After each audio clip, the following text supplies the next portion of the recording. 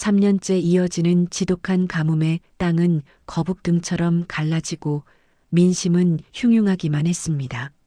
마을의 권력자 조대감은 자신의 곳간을 채우기 위해 신령한 상군에게 재물을 바쳐야 한다는 핑계를 만듭니다.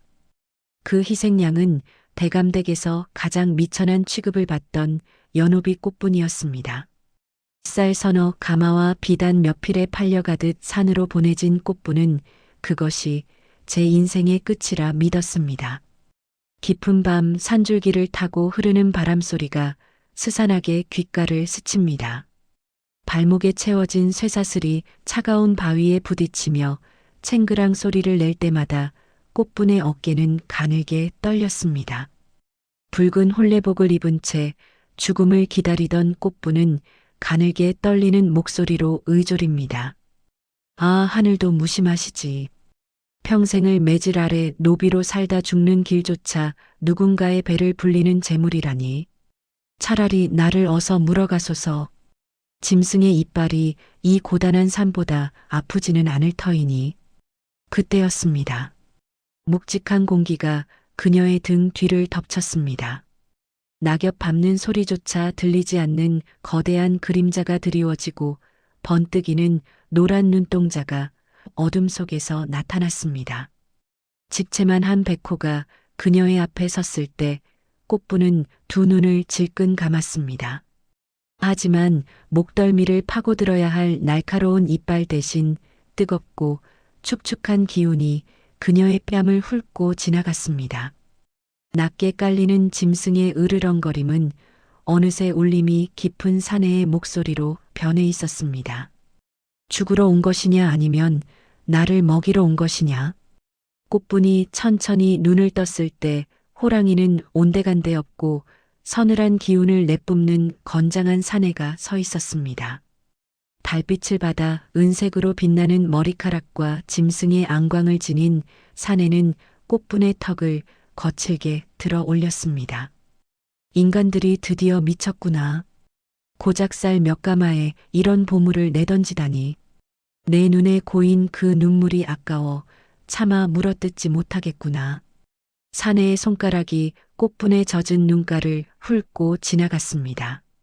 짐승의 손길은 의외로 다정하면서도 뜨거웠습니다. 그는 꽃분의 옷고름을 천천히 잡아당겼습니다. 비단 자락이 풀려나가는 소리가 적막한 산속을 가로지르고 사내는 꽃분의 저고리를 벌리다 멈칫했습니다. 그녀의 하얀 살결 위에 선명하게 남은 붉고 푸른 매질 자국들을 발견했기 때문입니다. 상군은 격노한 듯 낮은 목소리로 물었습니다. 이것은 무엇이냐? 대체 누가 내 신부가 될 여인의 몸을 이토록 망쳐놓았단 말이냐? 꽃분은 흐느끼며 대답했습니다. 대감댁에서 제 허물을 탓하며 매일같이 휘두른 매질입니다. 저 같은 노비에겐 일상이었습니다. 상군의 눈이 분노로 붉게 달아올랐습니다. 그는 꽃분의 상처난 어깨에 입술을 묻었습니다. 짐승의 뜨거운 혀가 상처를 달래듯 핥아내리자 꽃분은 생전 처음 느껴보는 기묘한 감각에 몸을 떨며 사내의 가슴팍을 움켜쥐었습니다. 사내는 그녀의 허리를 강하게 끌어당겨 자신의 단단한 몸에 밀착시켰습니다. 기다려라 꽃분아. 너를 팔아넘긴 자들이 비명조차 지르지 못하게 만들어주마. 그들이 흘린 피가 이 가문 땅을 적시는 비가 될 것이다. 순식간에 다시 백호로 변한 사내는 산 아래로 몸을 날렸습니다. 잠시 후 멀리서 인간들의 비명소리가 바람을 타고 들려왔습니다. 꽃분을 짐승의 먹이로 던져두고 잔치를 벌이던 조대감의 집은 아수라장이 되었습니다. 상군은 제 신부의 등에 새겨진 흉터만큼 그들의 살점을 찢어 놓았습니다. 그것은 포악한 사냥이 아니라 오직 제 여자를 위한 처절한 복수였습니다. 마침내 마른 하늘에서 굵은 빗줄기가 쏟아지기 시작했습니다. 마을 사람들은 산신의 노여움이 풀렸다며 환호했지만 꽃분은 알고 있었습니다. 이것은 그녀의 억울함이 씻겨 내려가는 피의 비라는 것을 말입니다. 다시 사내의 모습으로 돌아온 상군이 비릿한 피냄새를 풍기며 꽃분 앞에 섰습니다. 이제 너를 괴롭히던 자들은 모두 사라졌다. 마을로 돌아가겠느냐 아니면 평생 나의 숲에서 내 암컷으로 살겠느냐. 꽃분은 망설임 없이 사내의 목을 끌어안으며 속삭였습니다. 인간의 법도가 없는 곳에서 당신의 신부로 죽고 싶습니다. 저를 온전히 가져주소서. 꽃분은 사내의 입술에 자신의 입술을 포겠습니다. 사내는 그녀를 안아들고 산수유 꽃잎이 가득 깔린 깊은 동굴로 향했습니다. 빗소리가 세상의 모든 흔적을 지워가는 밤. 동굴 안에서는 두 사람의 뜨거운 숨소리와 젖은 살결이 부딪히는 소리만이 가득했습니다. 팔려온 연호비는 그곳에서 비로소 가장 고귀한 산의 여왕이 되었습니다. 동굴 안은 밖에서 쏟아지는 빗소리 덕분에 더욱 아늑하고도 은밀한 감옥이 되었습니다. 사내는 꽃분을 산수유 꽃잎이 두껍게 깔린 이끼 침상 위에 조심스레 내려놓았습니다. 젖은 비단 옷감이 꽃분의 하얀 살결에 달라붙어 그녀의 굴곡진 몸매를 여실히 드러냈습니다. 사내는 거친 숨을 내뱉으며 꽃분의 젖은 머리카락을 귀 뒤로 넘겨주었습니다. 인간들은 너를 재물이라 불렀으나 내 눈엔 그저 사무치게 고운 여인일 뿐이다. 사내의 손가락이 꽃분의 목덜미에서부터 가슴골로 천천히 미끄러져 내려갔습니다. 꽃분은 자신을 꿰뚫어 보는 듯한 사내의 안광에 몸을 움츠리면서도 그 뜨거운 시선을 피하지 않았습니다. 평생을 남의 눈치만 보며 살았던 그녀에게 이토록 강렬하게 자신을 원해주는 존재는 처음이었습니다. 꽃분은 용기를 내어 사내의 단단한 가슴 근육에 손을 올렸습니다. 손끝을 타고 전해지는 짐승의 맥박은 마치 북소리처럼 빠르고 웅장하게 울렸습니다. 사내는 낮게 신음하며 꽃분의 손바닥 위에 자신의 큰 손을 겹쳤습니다. 내 손길이 닿을 때마다 내 안의 짐승이 미친 듯이 날뛰는구나. 사내의 입술이 꽃분의 입술을 삼키듯 덮쳐왔습니다. 인간의 입맞춤과는 비할 수 없는 포악하고도 달콤한 침범이었습니다. 꽃분은 정신이 아득해지는 기분을 느끼며 사내의 어깨를 꽉 쥐었습니다. 사내의 혀가 입안 구석구석을 탐할 때마다 꽃분의 등허리는 활처럼 휘어졌고 입술 사이로는 가느다란 신음이 새어나왔습니다. 사내는 꽃분의 젖은 저고리를 천천히 벗겨냈습니다. 차가운 공기가 살결에 닿는 것도 잠시 곧바로 사내의 뜨거운 가슴이 그녀의 전신을 짓눌러 왔습니다. 꽃분은 사내의 품 안에서 오직 자신만이 느끼는 원초적인 쾌락에 눈을 떴습니다. 사내의 거친 수염이 목덜미를 스치고 그의 뜨거운 숨결이 가슴팍에 닿을 때마다 꽃분의 하얀 허벅지는 잘게 떨렸습니다. 사내는 꽃분의 귓가에 입술을 바짝 대고 나직하게 속삭였습니다. 두려워하지 마라. 이제 너의 몸에 새겨진 고통의 기억들을 내가 하나하나 지워주마. 사내의 손길이 꽃분의 은밀한 곳으로 향하자 꽃분은 얼굴을 붉게 물들이며 고개를 뒤로 젖혔습니다. 동굴 벽을 타오르는 횃불의 그림자가 두 사람의 엉킨 몸짓을 따라 흔들렸습니다. 사내는 꽃분의 살결마다 자신의 표식을 남기듯 깊은 입맞춤을 새겨 넣었습니다. 꽃분은 이제 부끄러움도 잊은 채 사내의 허리를 다리로 감싸 안으며 그를 더욱 깊이 끌어당겼습니다. 인간 세상에서 천대받던 연호비의 몸이 산신의 품 안에서 가장 귀한 보석처럼 빛을 발했습니다.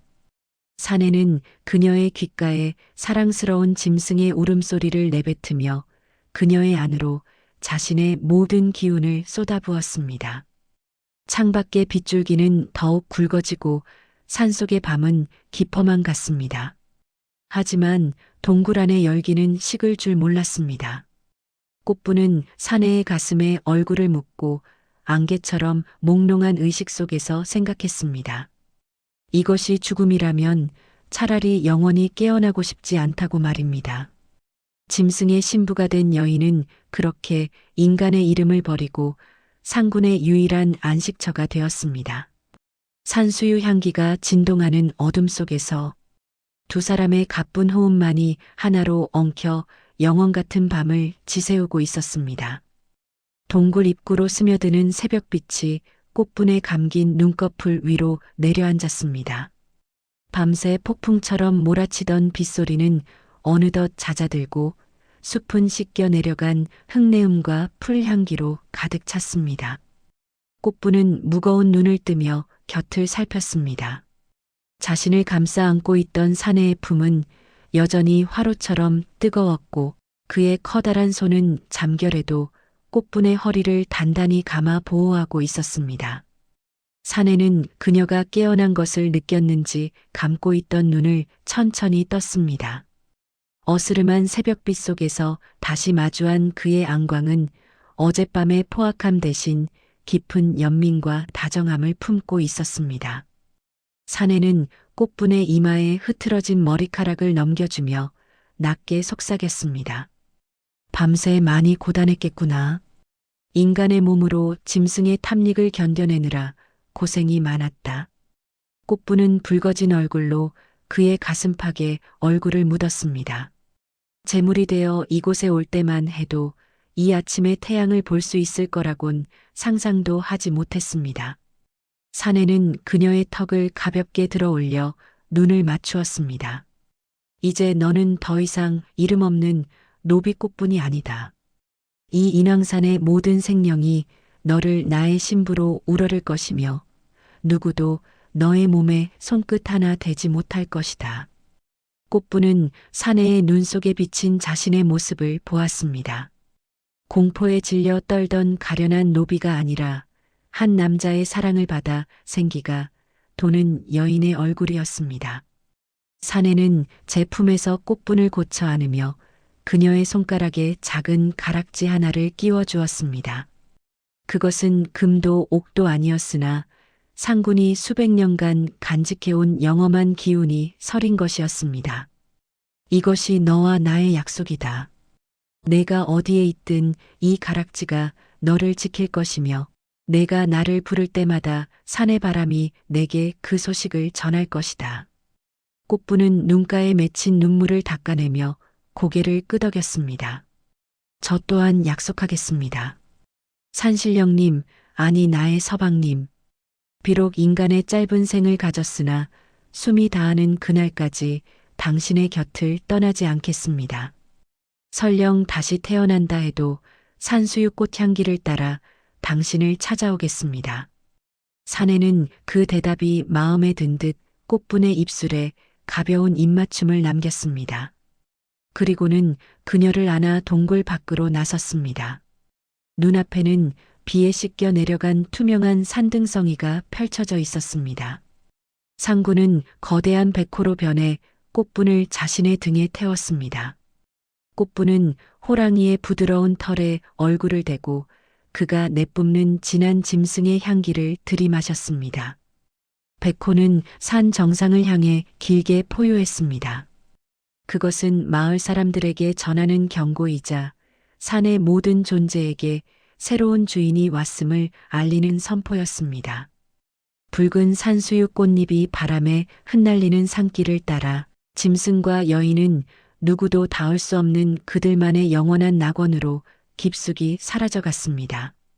상군과 꽃분이 부부의 연을 맺고 깊은 산중에서 함께한 지도 어느덧 두 계절이 흘렀습니다. 붉은 산수유 꽃잎이 지고 푸른 잎사귀가 돋아났다가 다시 산등성이가 오색 단풍으로 물들어가는 시간 동안 꽃부는 인간. 세상의 고통을 까맣게 잊은 채 상군의 지극한 사랑 속에서 지냈습니다. 하지만 평온하던 일상에 기묘한 변화가 찾아오기 시작했습니다. 아침마다 까닭 모를 울렁임에 잠을 깨고 평소에는 입에도 대지 않던 쌉쌀한 산열매가 자꾸만 떠올랐습니다. 밤이 깊어지면 배꼽 언저리에서 무언가 뜨거운 기운이 꿈틀거리는 듯한 낯선 감각이 그녀를 휘감았습니다. 꽃분은 달빛이 스며드는 동굴 안에서 자신의 배를 어루만지며 나직하게 속삭였습니다. 서방님, 제 몸이 마치 깊은 숲속의 나무처럼 단단히 뿌리를 내리는 기분입니다. 뱃속에서 전해지는 이 뜨거운 열기가 당신의 숨결과 너무나 닮아 있어 마음이 떨립니다. 혹시 제 안에 당신의 귀한 생명이 깃든 것입니까? 그녀의 목소리에는 두려움과 설렘이 복잡하게 뒤섞여 있었습니다. 사내는 그런 꽃분을 곁으로 끌어당겨 커다란 손을 그녀의 복부 위에 가만히 얹었습니다. 사내의 안광이 기쁨으로 번뜩이며 낮고 웅장한 목소리가 동굴을 울렸습니다. 내 씨앗이 내 몸에 자리를 잡았구나. 너는 이제 나의 아이를 품은 진정한 이 산의 여왕이 되었다. 인간들이 너를 버렸으나 너는 짐승의 왕을 이어갈 가장 고귀한 태중을 갖게 된 것이다. 사내의 확신에 찬 말에 꽃분은 처음엔 덜컥 겁이 났습니다. 짐승의 아이를 잉태한다는 것이 인간의 상식으로는 감당하기 어려운 일이었기 때문입니다. 하지만 배를 타고 전해지는 작은 생명의 박동이 그녀의 불안을 녹여내기 시작했습니다. 아이는 밤마다 꽃분의 배를 간지럽히듯 발길질을 했고, 그럴 때마다 그녀는 생전 처음 느껴보는 강렬한 모성애에 휩싸였습니다. 상군 또한 아이를 품은 꽃분을 더욱 애틋하게 대했습니다. 그는 매일같이 험준한 바위 틈을 뒤져 가장 달콤한 산딸기와 영험한 약초를 구해다 주었고, 혹여 차가운 산바람이 그녀의 살결에 닿을세라 자신의 두툼한 가죽으로 그녀를 감싸 안고 한시도 떨어지지 않았습니다. 어느덧 꽃분의 배는 보름달처럼 둥그스름하게 불러왔습니다. 그녀의 살결은 잉태의 신비로움 때문인지 더욱 투명하고 고와졌으며 붉은 입술은 산수유 열매처럼 탐스럽게 달아올랐습니다. 사내는 매일 밤 잠든 꽃분의 배에 귀를 대고 뱃속 아가의 작은 심장 소리에 귀를 기울였습니다. 피에 굶주렸던 짐승의 본능으로만 가득했던 그의 가슴에 가족이라는 이름의 따스한 온기가 처음으로 피어오르는 순간이었습니다. 꽃분은 이제 상군과 아이에게 자신의 모든 것을 바칠 준비가 되어 있었습니다. 그녀는 더 이상 인간 세상을 그리워하지 않았고, 오히려 상군의 넓은 등 뒤에 앉아 숲을 거닐며 태어날 아이에게 산의 풍경을 미리 보여주곤 했습니다. 아가야, 너는 아버지를 닮아 이 산맥을 호령하는 당당한 주인이 되겠지. 어미는 내가 어떤 모습으로 태어나든 목숨을 다해 너를 지킬 것이란다. 꽃분의 맹세는 산바람을 타고 숲속 깊은 곳까지 퍼져나갔습니다. 달빛이 동굴 안을 은은하게 비추는 밤, 상군은 잠든 꽃분의 배를 쓰다듬으며 조용히 다짐했습니다. 이 아이가 태어나면 이 산은 우리만의 완벽한 왕국이 될 것이다. 누구도 너희를 해치지 못하게 내가 산맥을 피로 물들여서라도 막아내마. 그의 목소리에는 새로운 생명에 대한 지독한 소유욕과 기대가 서려 있었습니다. 짐승의 씨앗과 인간의 몸이 빚어낸 기묘하고도 아름다운 생명. 이 깊은 산중은 이제 새로운 탄생을 기다리는 고요한 요람이 되었습니다.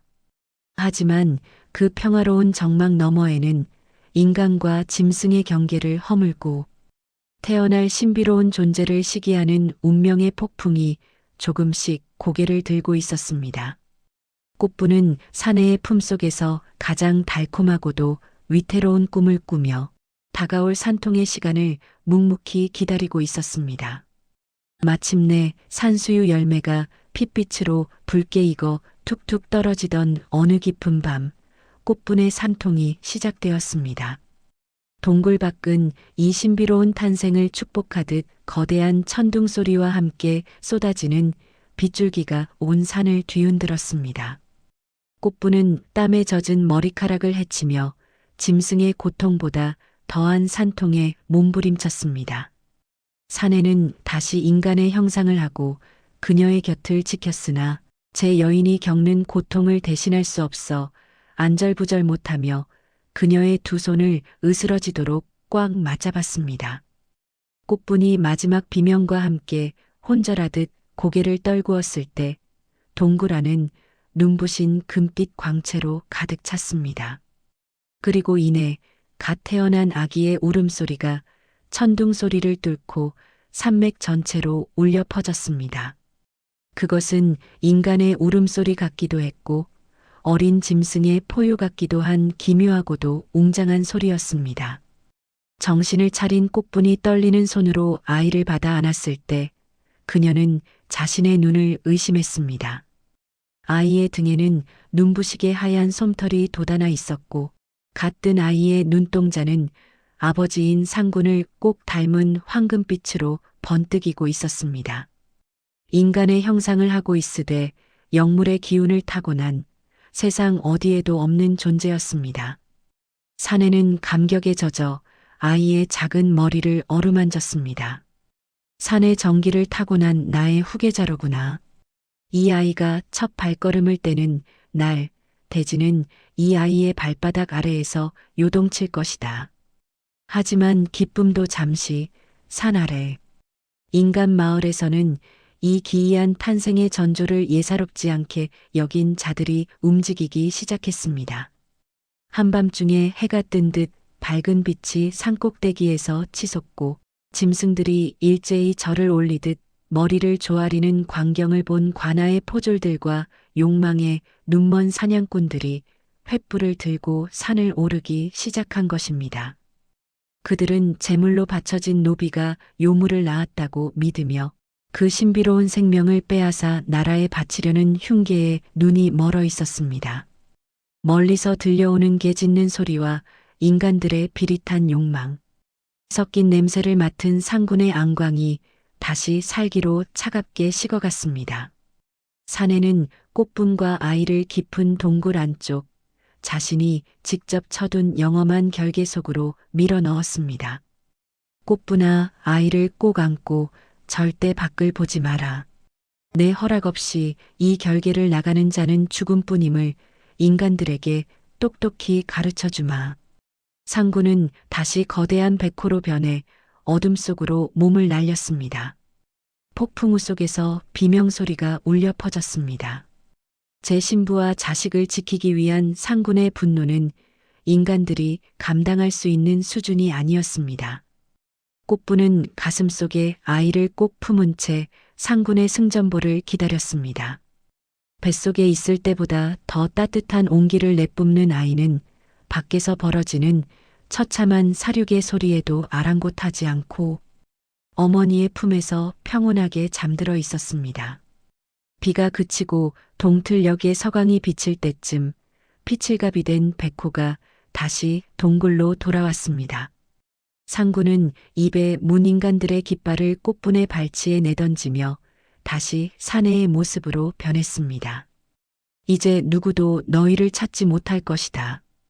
인간의 씨를 말려서라도 너희의 평온을 지키겠다. 꽃분은 사내의 얼굴에 묻은 피를 닦아주며 말했습니다. 저와 이 아이는 오직 당신의 것입니다. 우리를 이 산의 비밀 속에 영원히 가두어 주소서. 그날 이후 인왕산 깊은 곳에는 금빛 눈동자를 가진 신비로운 아이와 그를 지키는 거대한 백호, 그리고 산의 여인이 된 꽃분의 전설만이 남게 되었습니다. 인간 세상으로 내려가는 길은 영영 끊겼지만 새 식구는 산수유 꽃향기가 가득한 그들만의 왕국에서 영원한 안식을 찾았습니다. 달이 높게 뜨는 밤이면 산 정상에서 울려 퍼지는 두 마리 호랑이의 포효와 여인의 아름다운 노랫소리가 마을 사람들 사이에서 은밀하고도 야릇한 야담으로 전해 내려올 뿐이었습니다. 산수유 꽃잎이 수없이 피고 지며 강산이 변할 만큼의 시간이 흘렀습니다. 상군과 꽃분의 지극한 사랑 속에 자라난 아들 백로는 이제 부모를 쏙 빼닮은 늠름한 청년이 되었습니다. 하얀 살결과 서늘한 눈매는 어머니를 닮았으나 그 눈 속에 번득이는 황금빛 안광과 숲을 가르는 기계는 아버지를 빼다 박은 영락없는 산의 주인이었습니다. 백로는 부모님의 당부대로 인간의 세상을 멀리하며 살아왔으나 어느 비바람치는 밤 산의 경계에서 홀로 쓰러져 있는 인간 여인 설아를 발견하며 그의 평온했던 삶은 소용돌이치기 시작했습니다. 백로는 젖은 옷이 몸에 감긴 채 가쁘게 숨을 몰아쉬는 설아를 안아들고 자신의 거처로 향했습니다. 처음으로 닿은 인간 여인의 살결은 어머니의 것보다 훨씬 여리고 향기로웠습니다. 동굴 안 화로의 불꽃이 일렁이는 가운데 설아가 서서히 눈을 떴을 때 그녀는 삿갓 아래로 보이는 백로의 아름답고도 기이한 눈동자에 숨이 멎는 것 같았습니다. 설아는 두려움에 떨며 물었습니다. 당신은 누구십니까? 사람이 맞는 것입니까? 백로는 대답 대신 설아의 젖은 머리카락을 손가락으로 감아주며 그녀의 목덜미로 코를 가져다 댔습니다. 너에게서는 꽃향기도 짐승의 피냄새도 아닌 기묘하게 달콤한 냄새가 난다.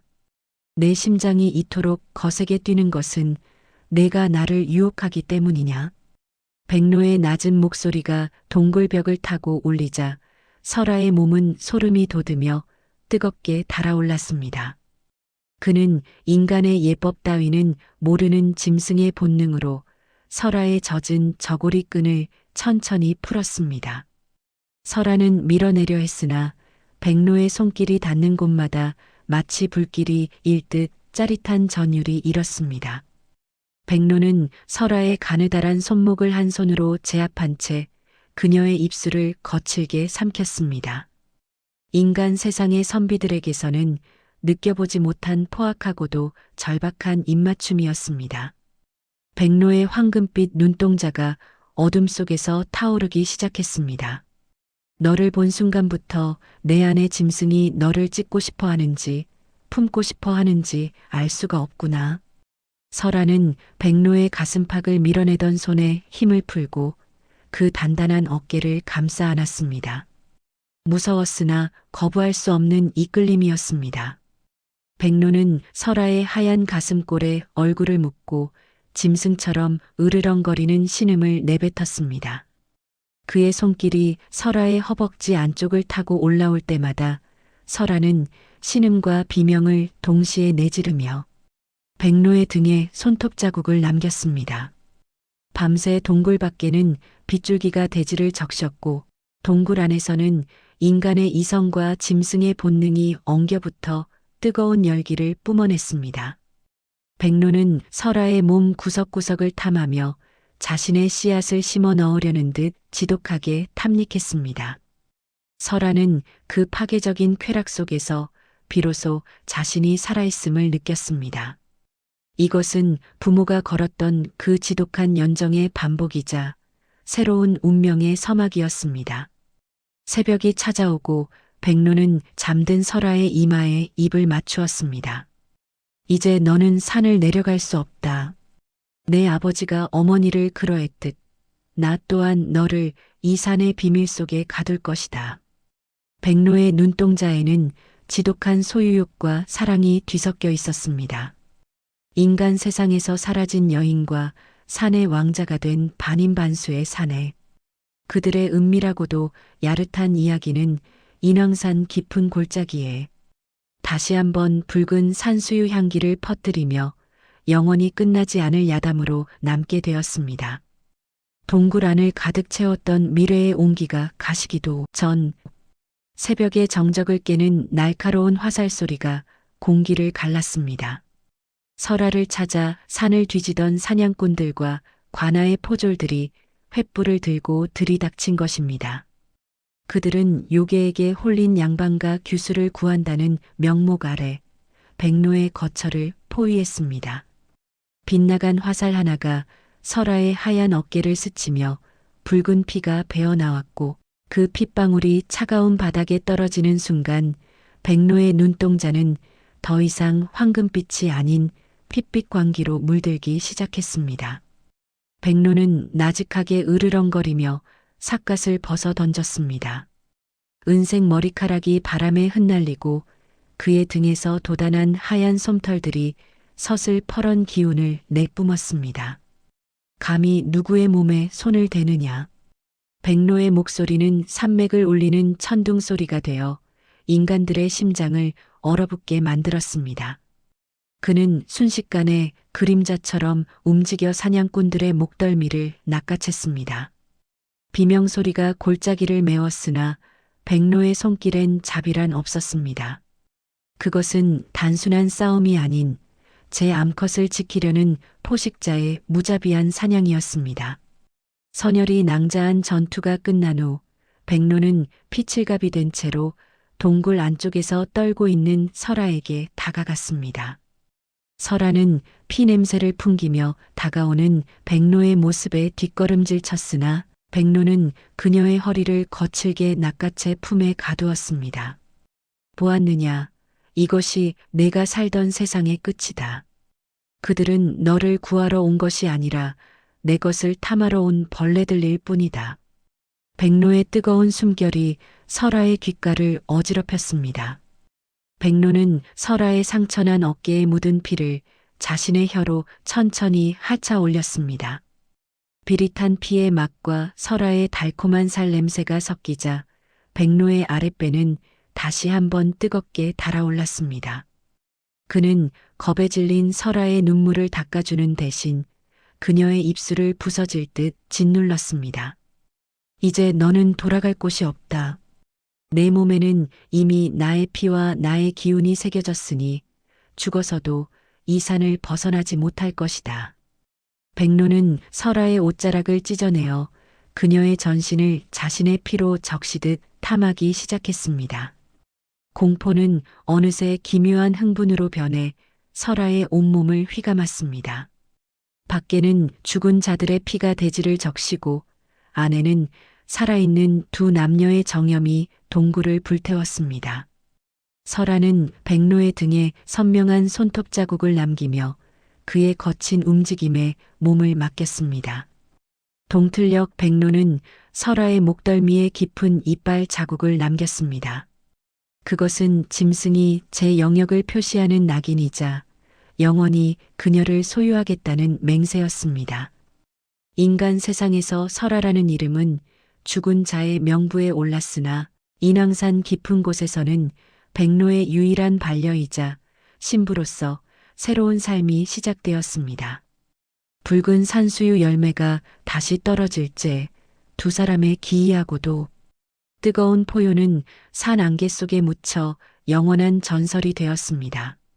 피비린내 나던 침입자들의 흔적은 며칠 밤낮으로 쏟아진 비에 씻겨 내려가고 인왕산 깊은 골짜기에는 비로소 눈부신 정적이 찾아왔습니다. 백로는 더 이상 삿갓으로 자신의 황금빛 눈동자를 가리지 않았습니다. 오직 설화만을 비추는 그의 눈동자는 이제 살기가 아닌 꿀처럼 달콤하고 진득한 애정으로 가득 차 있었습니다. 그는 매일 아침 숲에서 가장 맑은 이슬을 머금은 산수유 열매를 따다 설화의 입가에 넣어주며 하루를 시작했습니다. 설화는 이제 비단옷 대신 백로가 구해다 준 부드러운 짐승의 가죽과 얇은 삼배옷을 걸쳤지만 그 어느 때보다 고귀한 빛을 내뿜었습니다. 그녀는 백로의 단단한 가슴에 귀를 대고 그의 규칙적인 심장 소리를 듣는 것을 좋아했습니다.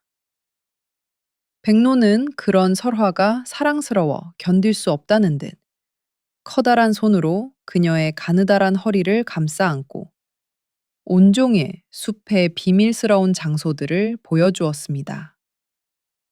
인간들은 절대 알 수 없는 오직 영물들만이 모이는 은밀한 폭포와 사시사철 꽃이 지지 않는 따뜻한 화원들이 그들만의 안식처가 되었습니다. 햇살이 나뭇잎 사이로 부서져 내리는 어느 오후, 백로는 폭포 아래 웅덩이에서 설화의 발을 씻겨주었습니다. 차가운 계곡물에 설화가 작게 몸을 떨자 백로는 그녀를 번쩍 들어 올려 바위 위에 앉히고는 자신의 뜨거운 입술로 그녀의 발등부터 종아리까지 천천히 훑어 올렸습니다. 설화는 부끄러움에 얼굴을 붉히면서도 백로의 은색 머리카락을 부드럽게 쓰다듬었습니다. 서방님, 인간 세상의 화려한 가마보다 당신의 품이 훨씬 따뜻합니다. 저는 이제 당신이 없는 세상은 상상조차 할 수 없습니다. 백로는 설화의 고백에 대답 대신 그녀의 깊은 눈을 응시하며 속삭였습니다. 내 심장은 네가 곁에 있을 때만 사람처럼 뛰고 네가 웃을 때만 짐스승의 갈증이 가라앉는다. 너는 나의 감옥이자 나를 숨쉬게 하는 유일한 숲이다. 그는 설화의 저고리를 천천히 밀어내고 달빛보다 눈부신 그녀의 어깨에 자신의 얼굴을 묻었습니다. 숲의 향기와 설화의 살냄새가 뒤섞인 공기는 그 어떤 명약보다 백로를 취하게 만들었습니다. 두 사람은 꽃잎이 융단처럼 깔린 나무 그늘 아래에서 서로의 몸을 포개고 긴 입맞춤을 나누었습니다. 거친 야성과 부드러운 연정이 맞물리며 동굴 안에서 나누던 격정과는 또 다른 깊고 아늑한 애욕이 밀려왔습니다. 백로의 손길은 섬세하면서도 집요하게 설화의 온몸어를 애무했고 설화는 그의 리듬에 맞춰 자신의 모든 것을 내어주었습니다. 숲의 짐승들도 이 고결하고 아름다운 합공을 축복하듯 숨을 죽이고 자취를 감추었습니다. 노을이 산맥을 붉게 적실 때까지 두 사람은 서로의 품을 떠나지 않았습니다. 설화는 백로의 어깨에 기대어 저 멀리 보이는 인간 세상을 내려다보았습니다. 저 아래는 이제 소리조차 들리지 않는 먼지 같은 세상이었습니다. 백로는 그녀의 이마에 입을 맞추며 맹세했습니다. 세상이 몇 번을 바뀌어도 나는 너를 찾아낼 것이고 너는 영원히 나의 가장 고귀한 암컷으로 남을 것이다. 인왕산의 붉은 산수유는 이제 비극의 상징이 아닌 두 사람의 영원한 사랑을 증명하는 찬란한 낙인이 되어 매년 더 붉게 피어날 것입니다.